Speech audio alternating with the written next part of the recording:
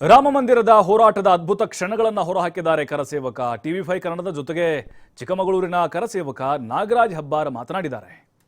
ರೇಡಿಯೋದಲ್ಲಿ ಸುದ್ದಿ ಕೇಳಿ ಮನೆಯಲ್ಲಿ ನನ್ನ ಫೋಟೋಗೆ ಹಾರ ಹಾಕಿದ್ರು. ಟಿವಿ5 ಕನ್ನಡದ ಜೊತೆ ಚಿಕ್ಕಮಗಳೂರಿನ ಕರಸೇವಕ ನಾಗರಾಜ್ ಮಾತನಾಡಿದ್ದಾರೆ.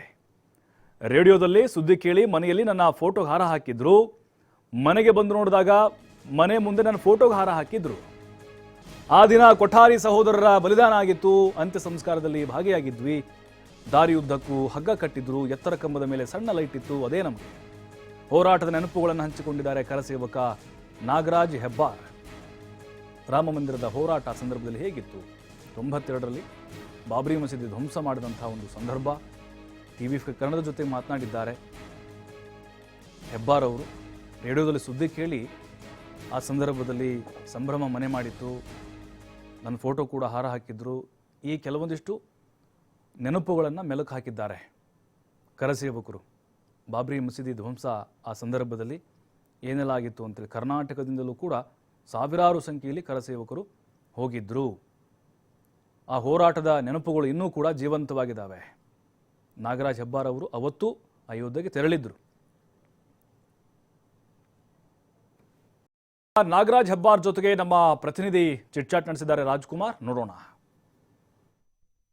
1990-91ರಲ್ಲಿ ಅಯೋಧ್ಯೆಯಲ್ಲಿ ನಡೆದಂತಹ ಕರಸೇವೆಯಲ್ಲಿ ಸಾವಿರಾರು ಜನ ಹಿಂದೂ ಕಾರ್ಯಕರ್ತರು ಭಾಗವಹಿಸಿದ್ರು. ಅದೇ ರೀತಿ ಚಿಕ್ಕಮಗಳೂರು ಜಿಲ್ಲೆಯ ಶೃಂಗೇರಿಯ ಕಿಗ್ಗಾದ ನಾಗರಾಜ್ ಹೆಬ್ಬಾರ್ ಅವರು ಕೂಡ ಈ ಕರಸೇವೆಯಲ್ಲಿ ಭಾಗವಹಿಸಿದ್ರು. ಆ ದಿನದ ಸನ್ನಿವೇಶ ಯಾವ ರೀತಿ ಇತ್ತು, ಘಟನೆ ಯಾವ ರೀತಿ ಆಯಿತು, ಈ ಬಗ್ಗೆ ಮಾತನಾಡೋದಕ್ಕಂತ ಖುದ್ದಾಗಿ ನಾಗರಾಜ್ ಹೆಬ್ಬಾರ್ ಅವರೇ ನಮ್ಮ ಜೊತೆ ಇದ್ದಾರೆ.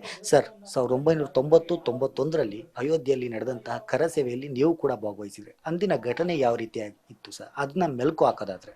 ದಾಂಡೇಲಿಯಲ್ಲಿ ಕೆಲಸ ಮಾಡ್ತಾ ಇದ್ದೆ. ಒಂದು ಹೋಟ್ಲಲ್ಲಿ ಮ್ಯಾನೇಜರ್ ಆಗಿ ಕೆಲಸ ಮಾಡ್ತಾ ಇದ್ದೆ. ಆವಾಗ ನಮಗೆ RSS ಸಂಪರ್ಕ ಬಂತು. RSS ಘೋಷ್ ಇದರಲ್ಲಿ ಆನಕ ಇದರಲ್ಲಿ ನಾನು ಇದ್ದೆ.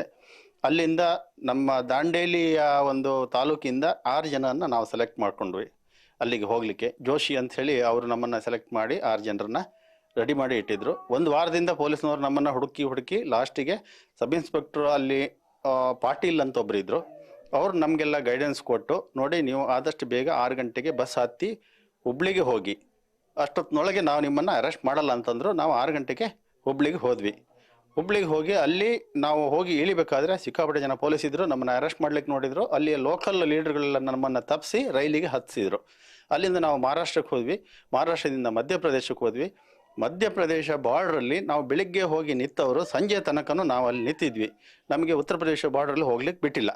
ಅಲ್ಲಿಂದ ಮುಂದೆ ನಮ್ಮ ಶಿವಸೇನೆ ಕಾರ್ಯಕರ್ತರು ಸಂಜೆ ಹೊತ್ತಿಗೆ ಬಂದು ಆ ಬ್ಯಾರಿಕೇಡ್ ಏನು ಹಾಕಿದ್ದಾರೆ ಅದನ್ನೆಲ್ಲ ಪೂರ ಉಡಾಯಿಸಿ ನಮ್ಮನ್ನು ಒಳಗೆ ಪಾಸ್ ಮಾಡಿದರು. ಅಲ್ಲಿಂದ ನಾವು ನಡ್ಕೊಂಡು ಹೋಗಿ ಹೆಚ್ಚು ಕಡಿಮೆ ಒಂದು 20 ಕಿಲೋಮೀಟರ್ ನಡ್ಕೊಂಡು ಹೋದ ನಂತರ ನಮಗೆ ಟ್ಯಾಕ್ಟ್ರುಗಳು, ಲೋಕಲ್ ಜನಗಳು, ಅಲ್ಲಿನ ಉತ್ತರ ಪ್ರದೇಶ ಲೋಕಲ್ ಜನಗಳು ಟ್ಯಾಕ್ಟ್ರ್ ಮುಖಾಂತರ ಸ್ವಲ್ಪ ದೂರ, ಒಂದು 20 ಕಿಲೋಮೀಟರ್ ದೂರ ತಗೊಂಡೋಗಿ ಬಿಡ್ತಾ ಇದ್ರು. ಅಲ್ಲಿಂದ ಪುನಃ ನಾವು ನಡ್ಕೊಂಡು ಹೋಗ್ತಾ ಇದ್ವು. ನಮಗೆಲ್ಲ ಡೈರೆಕ್ಷನ್ ಹಾಕಿದ್ರು, ದೊಡ್ಡ ಕಂಬಗಳನ್ನು ಹಾಕಿ ಅದಕ್ಕೆ ಸಣ್ಣ ಒಂದು ಲೈಟ್ ಹಾಕಿದ್ರು. ಅಲ್ಲಿ ನಮಗೆ ಊಟ ತಿಂಡಿ ವ್ಯವಸ್ಥೆ ಎಲ್ಲ ಆಗುತ್ತೆ ಅಂತ ಹೇಳಿ ನಮಗೆ ಅದೊಂದು ಸೂಚನೆ. ಆಮೇಲೆ ಕ್ರಾಸ್ ರೋಡ್ಗಳಿಗೆಲ್ಲ ಒಂದು ದಾರ ಕಟ್ಟಿದ್ರು. ನಾವು ರಾತ್ರಿ ಸಮೇತ ನಡ್ಕೊಂಡೇ ಹೆಚ್ಚು ಕಡಿಮೆ ಒಂದು 250 ಕಿಲೋಮೀಟರ್ ನಡ್ಕೊಂಡು ನಾವು ಅಯೋಧ್ಯೆವರೆಗೂ ನಾವು ತಲುಪಿದ್ವಿ. ಯಾಕೆ ಕರಸೇವೆಯಲ್ಲಿ ಭಾಗವಹಿಸಬೇಕು ಅಂತ ಅನಿಸ್ತು? ಒಂದು, ಇನ್ನೇನು ಕೆಲವು ದಿನಗಳು ಪ್ರಾಣ ಪ್ರತಿಷ್ಠಾಪನೆಗೆ ಇರುವಂಥದ್ದು. ಈ ಬಗ್ಗೆ ನಿಮ್ಮ ಅಭಿಪ್ರಾಯ? ಕರಸೇವೆಗೆ ಅಂದರೆ ನಮಗೆ ಆವಾಗ ಮದುವೆ ಆಗಿರಲಿಲ್ಲ. RSS ಅಲ್ಲಿ ಇದ್ದಿದ್ದರಿಂದ ಹಿಂದೂ ಬಗ್ಗೆ ಒಳ್ಳೆ ಅಭಿಪ್ರಾಯ ಇತ್ತು. ಪೇಜಾವರ ಶ್ರೀಗಳು ಮಾತು ಕೇಳಿದ ತಕ್ಷಣ ನಮಗೆ ರೋಮ ಎಲ್ಲ ನೆಟ್ಟಗಾಗ್ತಿತ್ತು, ಹಿಂದೂಗಳಿಗೆ ಈ ಥರ ಅನ್ಯಾಯ ಆಗ್ತಾ ಇದೆ ಅಂತ. ಆದರೆ ಅಯೋಧ್ಯೆಗೆ ಹೋಗಿ ನೋಡಿದವಾಗ ಅಲ್ಲಿ ಮುಸ್ಲಿಮರಾಗಲಿ ಹಿಂದೂಗಳಾಗಲಿ ಅನ್ಯೋನ್ಯವಾಗಿ ಇದ್ದರೆ ವಿನಃ ಅಲ್ಲಿ ಏನು ಜಗಳ ಇರಲಿಲ್ಲ. ಖಾಲಿ ಲಕ್ನೋದಲ್ಲಿ ಮಾತ್ರ ಇತ್ತು ಗಲಾಟೆಗಳು. ಈಗ ಪ್ರಾಣ ಪ್ರತಿಷ್ಠಾಪನೆ ಆಗುವಂಥದ್ದು ಏನಿದೆ, ಹಳೆ ಏನು ಸ್ವಯಂ ಸೇವಕರಾಗಲಿ ಆವಾಗಿನ ಒಂದು ಲೀಡರ್ ಆಗಲಿ, ಅಯೋಧ್ಯೆಯಲ್ಲಿ ಇದನ್ನೆಲ್ಲ ಮಾಡಿದಂತಹ ಅಡ್ವಾಣಿ ಅಜ್ಜಿ ಆಗಲಿ, ಮುರಳಿ ಮನೋಹರ್ ಜೋಶಿ, ಉಮಾ ಭಾರತಿ, ಸಾಧ್ವಿ ರಿತಂಬರ್, ಇಂಥ ಲೀಡರ್ಗಳು ಯಾರು ಈಗ ಮುಂದುವಲಿ ಇಲ್ಲ. ಅದೊಂದು ನಮಗೆ ಬೇಜಾರು, ಗೊತ್ತಾಯ್ತಾ? ಏನೂ ಅಲ್ಲದೆ ಇರುವಂಥ ಮೋದಿ ಈಗ ಬಂದು ಎಲ್ಲ ಮಠಾಧೀಶರನ್ನ ಸೈಡ್ ಲೈನ್ ಮಾಡಿ ಅವರು ಒಂದು ಏನು ಉದ್ಘಾಟನೆ ಮಾಡ್ತಾ ಇದ್ದಾರೆ, ಅದೊಂದು ಸ್ವಲ್ಪ ಮನಸ್ಸಿಗೆ ನೋವಿದೆ. ರಾಮ ಮಂದಿರ ಆಗಿದ್ದು ನಮಗೆ ಖುಷಿ ಇದೆ. ಇದಿಷ್ಟು ನಾಗರಾಜ್ ಹೆಬ್ಬಾರ್ ಅವರ ಮಾತು. ಆ ದಿನದ ಏನು ಅಂತ ಹೇಳಿದ್ರೆ 1990-91ರಲ್ಲಿ ಯಾವ ರೀತಿ ಕರಸೇವೆಯ ಘಟನೆ ಇತ್ತು, ನಮ್ಮ ಉದ್ದೇಶ ಏನಾಗಿತ್ತು, ಆ ದಿನ ಏನಾಯಿತು ಎಂಬುದರ ಇತಿಹಾಸ ಈ ರೀತಿ ಅವರು ತಿಳಿಸ್ಕೊಟ್ಟಿದ್ದು.